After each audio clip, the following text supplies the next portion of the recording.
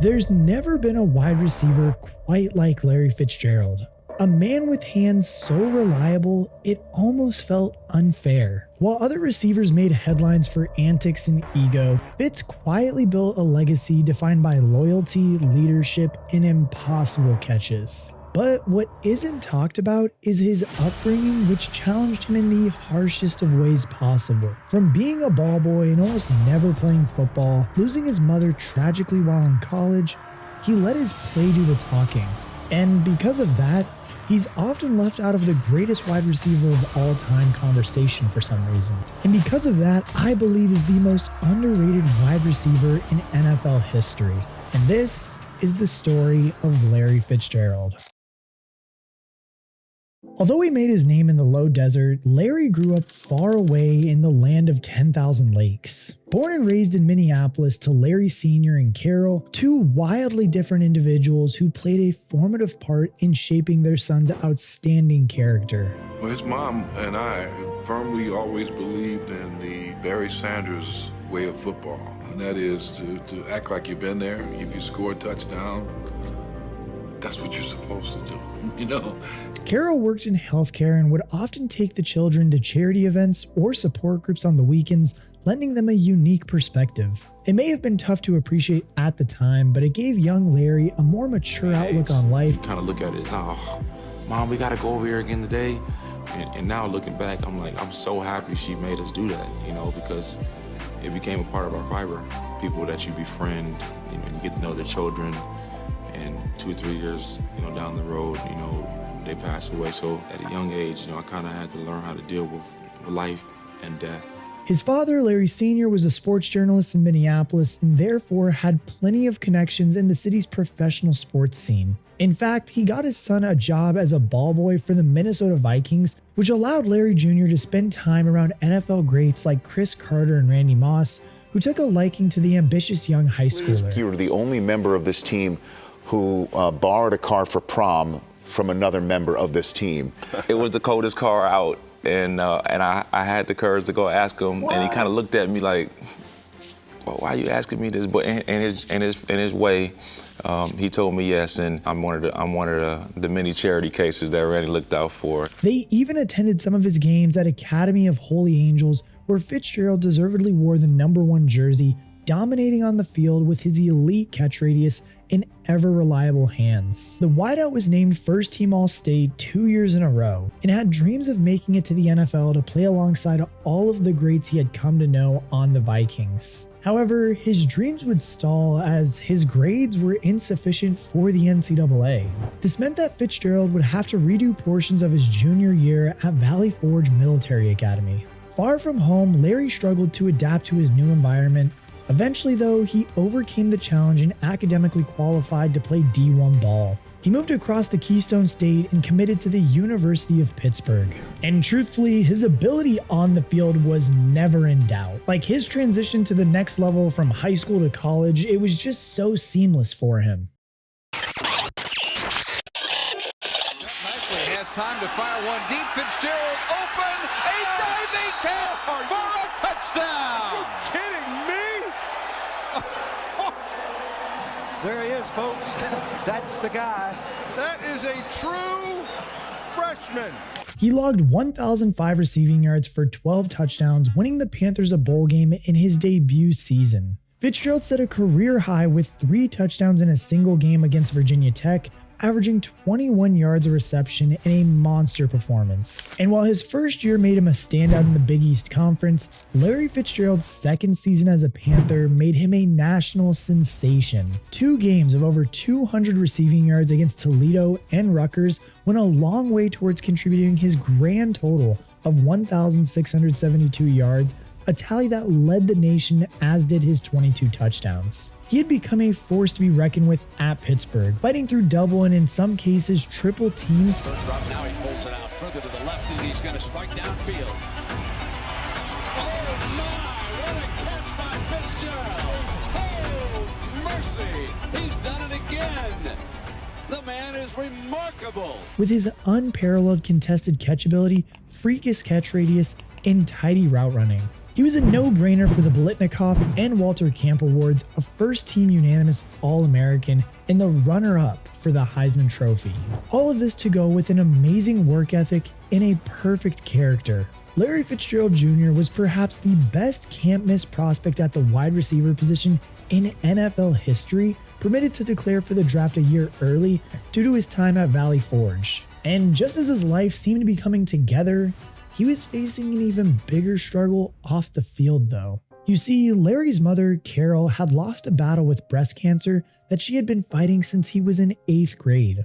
The woman who had helped mold Fitzgerald into the man that he became was reportedly not on speaking terms with her son at the time of her passing either, causing a deep sense of regret that has clouded Larry's life ever since. I hadn't talked to my mom probably in 5 or 6 months, because I thought she was meddling in my business, and I think she should have been in my business, which is all inconsequential because it didn't matter. It shouldn't have ever mattered. It was a very selfish time in my life, and one that I'm not proud of at all.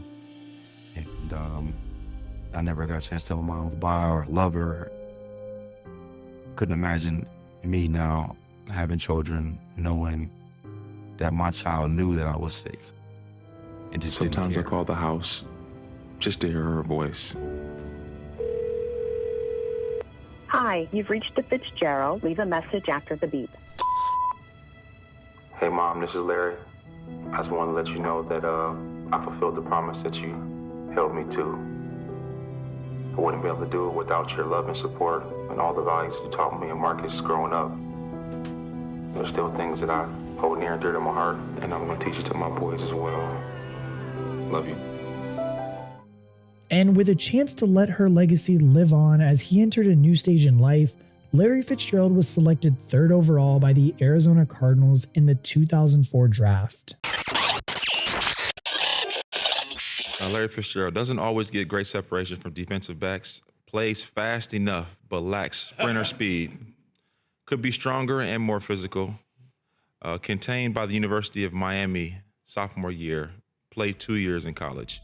He was the first wide receiver off the board and immediately got to work for one of the NFL's longest suffering franchises. You see, since their move to Phoenix in 1988, the Cardinals only had one winning season, which counted as their only playoff appearance in that span. Their head coach in 2004 was Dennis Green, the same man who gave Larry Fitzgerald a job as a ball boy for the Minnesota Vikings when he was in high school. Green had been very adamant that the Arizona Cardinals draft Fitzgerald despite not having a clear-cut quarterback. And while already having the reigning Offensive Rookie of the Year, Anquan Boldin, at wide receiver, they thought they wouldn't really need him. So with a hell of a lot to prove, the 21-year-old Fitzgerald wrestled the wide receiver 1 spot away from Boldin in his rookie year with a solid 780 yards for 8 scores. It was once again though that the second year is where we saw Larry break out on the biggest stage. He led the league with 103 receptions, which yielded 1,409 yards for 10 scores, good enough for his first Pro Bowl nod in 2005.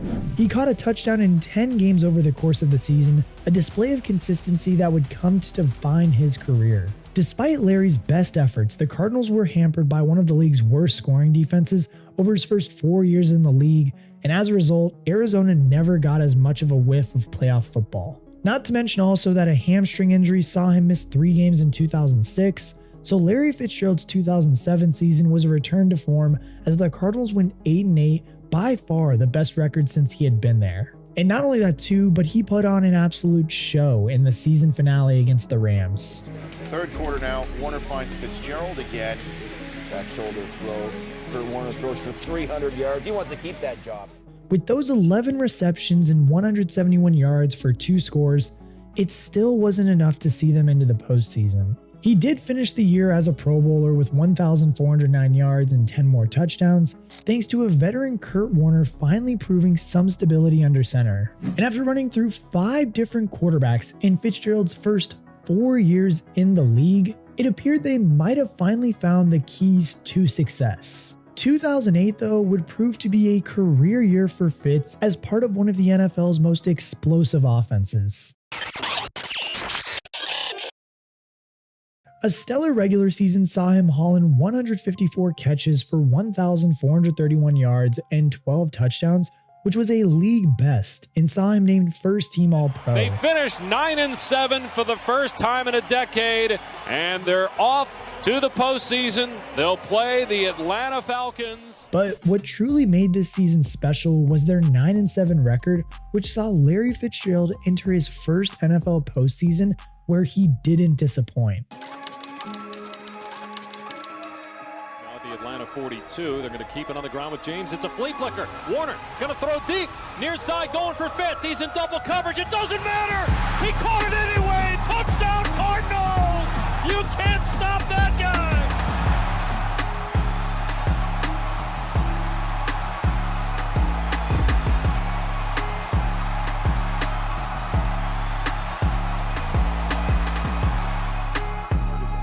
Warner under center. Takes a knee. Game over. Can you say road trick? Warner takes, fakes the pitch, stands in the pocket, looking deep, airing it out far side for Fitzgerald, and a leaping attempt, and it's caught at the 10. First down, Cardinals. What a grab by Fitz. What a call by Todd Haley and Ken Wisenhunt right there. Throws far side to Fitz, who caught it at the 22. Fitz is open far side, he's got it at the 40-yard line, and he's tackled there. He looks like Anquan. He does. Larry Fitzgerald, you are absolutely ridiculous. 4 minutes remaining in the second quarter. The Carolina Panthers trailing the Arizona Cardinals by 13. Two receivers right, Fitzgerald to the left. Warner barking out the call, play clock at 3. Kurt got the play away, back to throw. Warner with ton of time, throwing right side. Fitz open, caught at the 5, heading for the pylon, and he is going to be ruled. Touchdown Cardinals! Larry Fitzgerald! Do you believe the Arizona Cardinals will play for the National Football Conference Championship next week? Cardinal fans, do you believe this football team? An incredible performance in Charlotte. They throttle the Panthers 33-13. After putting up a combined 267 yards and 2 touchdowns in the wild card and divisional rounds, Fitzgerald put together an all-timer in the NFC Championship game against the Eagles. The Arizona Cardinals could be one of two places. They could be in the ecstasy of winning the National Football Conference Championship, or they could be done for the season. Whenever we needed a big play or whenever a big moment in the games, it just seemed like Larry was there to make that play. Warner under center on second down from the Philadelphia 9. Warner takes, short set, has time, looks left, throws over the middle to Fitz, caught inside the 5, breaks a tackle, and Fitz is in! Touchdown Cardinals on the opening drive! They take it the length of the field! How's that for making some bacon in a short pan? Warner takes it, the pitch to Arrington. He's going to throw it back to Kurt. Far side of the 25. Now Warner going deep, airing it out. Middle of the field. Fitz is there. He caught it at the 10. At the 5. Touchdown! Larry Fitzgerald! The trickery of the Arizona Cardinals! The ball was underthrown, but you know what? It doesn't matter. When number 11's there, he's going to find the ball, and he's going to catch it. Warner takes, back to throw, fade, left side Fitzgerald. He got it! Touchdown! His third of the day! It's 20-6 Arizona! That's it! The Cardinals have shocked the world! Right but true! The Cards have done it! They're going to Super Bowl 43! He finished the night with 152 yards, while the variety in each of his touchdown catches proved the elite caliber of weapon he had become, making history in the process by giving Arizona its first ever Super Bowl appearance.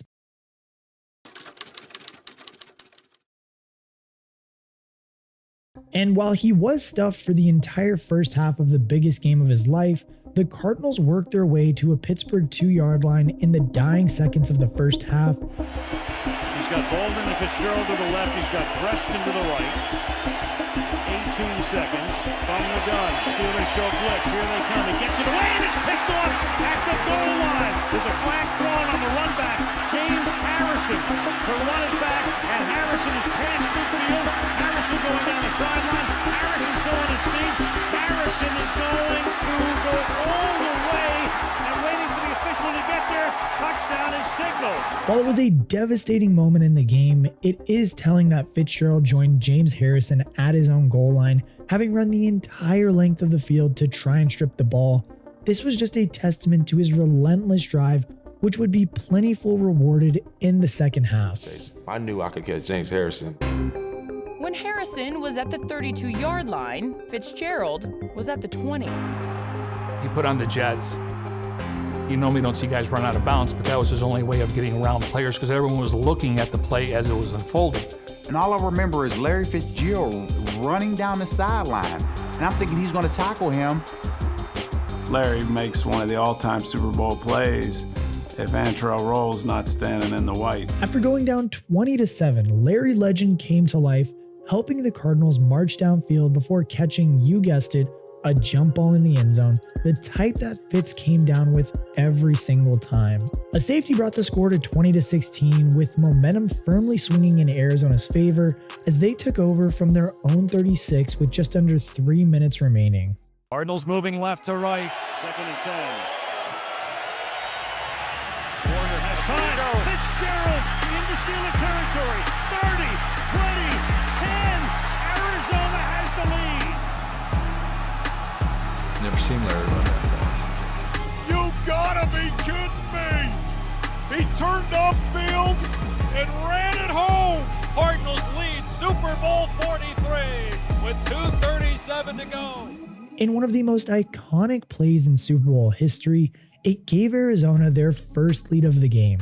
Sadly though, it would be overshadowed by Santonio Holmes' touchdown shortly afterwards, but Larry Fitzgerald put in an absolute shift with 127 yards on 8 catches for 2 scores, proving he was a big game player. When it's all said and done too, Larry set postseason records for receiving yards and touchdowns with 546 and 7 respectively, easily one of the best playoff performances of all time.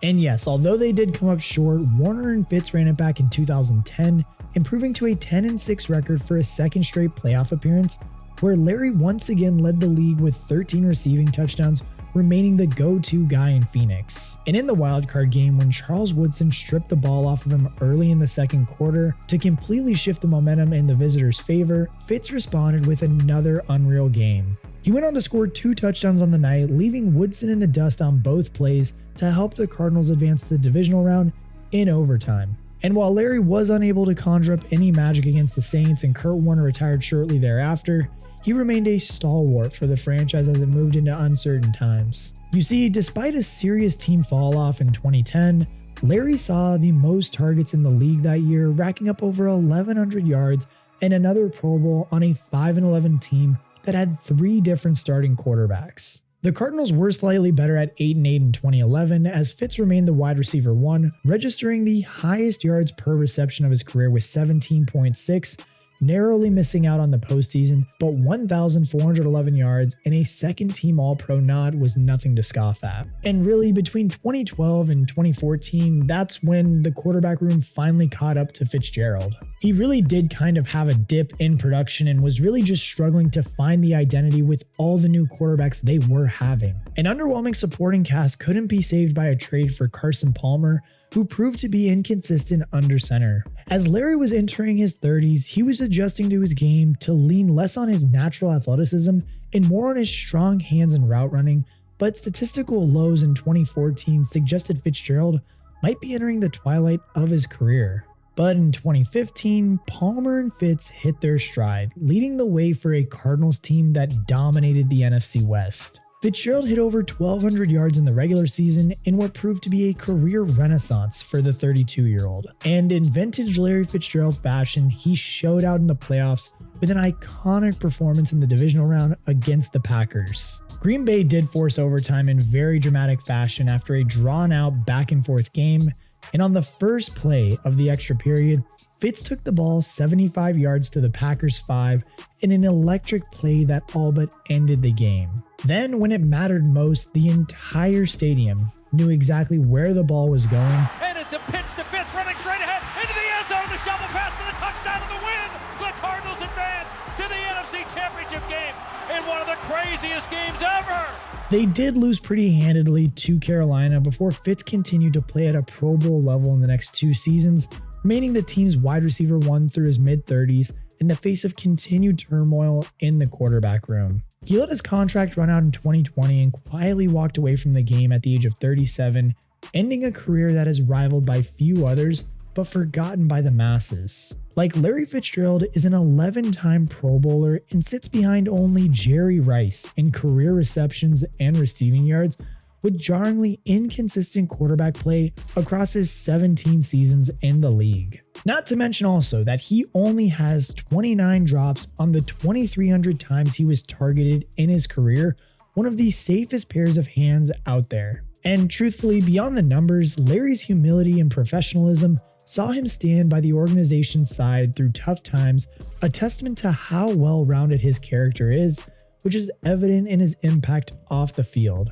Apart from running various football camps in Arizona and his native Minnesota, Fitzgerald won the Walter Payton Man of the Year award in 2016 for his charitable work. He founded the Carol Fitzgerald Memorial Foundation, dedicated to his mother and the principles she lived by, raising awareness for HIV, AIDS, and breast cancer. Additionally, the Larry Fitzgerald First Down Fund focuses on supporting families in crisis, investing in children's education, and access to activities outside of the home. Fitz's impact on the youth has been immeasurable, paying forward the generosity that those NFL greats had shown him as a high schooler, inspiring a generation of kids to pursue greatness with integrity and persistence just as he did. And with this kind of longevity in the league and a legacy that stretches far beyond the field, it's hard not to consider Larry Fitzgerald a top 3 wide receiver of all time. His greatness is drowned out by just the self-advocacy of diva wideouts and the lack of silverware across his career, which in my opinion keeps Fitzgerald criminally underrated. Like Larry Fitzgerald just didn't catch footballs, he caught everything life threw at him and he never dropped it.